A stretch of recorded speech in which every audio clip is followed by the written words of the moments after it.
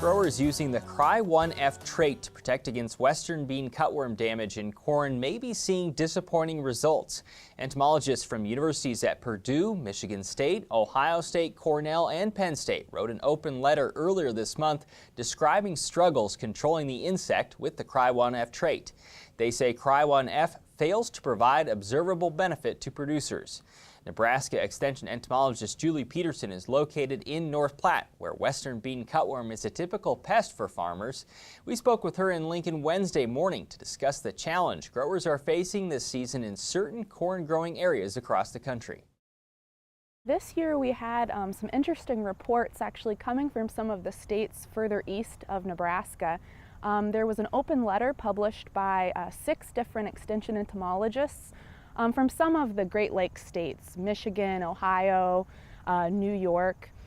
So in those states this year, they have actually been reporting greater damage from western bean cutworm to field corn, in particular corn that does express the Cry1F protein, which is a protein that's found in Herculex, Smart Stacks, and some other types of BT hybrids. Have Nebraska farmers noticed the same types of problems?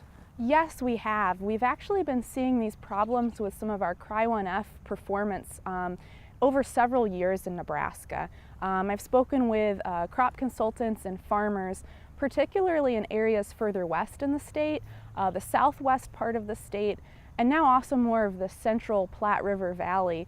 We have had reports of poor performance of Cry1F hybrids in those areas for several years in Nebraska now. Can you give me some background on where western bean cutworm has traditionally been a problem? Certainly western Nebraska, northeast Colorado, and into Wyoming. That's really been the historic region for western bean cutworm populations. However, we saw a really big shift in their distribution starting around the year 2000. Those populations, we do still have them in that historic region, but they've now also spread eastward, going all the way as far as New York. We do now have established western bean cutworm populations in these eastern Corn Belt states, as well as Ontario. Southern Ontario in Canada is now really a hot spot for western bean cutworm. Focusing on Cry1F, is it still effective against other pests? Yes, it is. Cry1F was really introduced to target some other types of lepidopteran, other types of caterpillars that feed on corn ears, such as European corn borer. Western bean cutworm was never actually the primary target for Cry1F. When it was first introduced in 2001, it was reported that the protein was about 80% effective. So I think that's important to note, is that even when it was first on the market, there was never a 100% control against western bean cutworm. How does this add to the resistance problems that farmers are noticing in this area? It certainly is an issue. Cry1F and one other protein called VIP3A are really the only 2 commercial proteins that we have that do have any effectiveness against western bean cutworm. So we really are down to just the one, the VIP3A, which is in Viptera and some other types of hybrids. So this really limits us. If we only have one type of BT protein, one mode of action there, we really are not able to rotate that then, and we can put higher selection pressure for resistance on western bean cutworm. What's the recommendation to farmers then who are looking for control options in next year's seeds?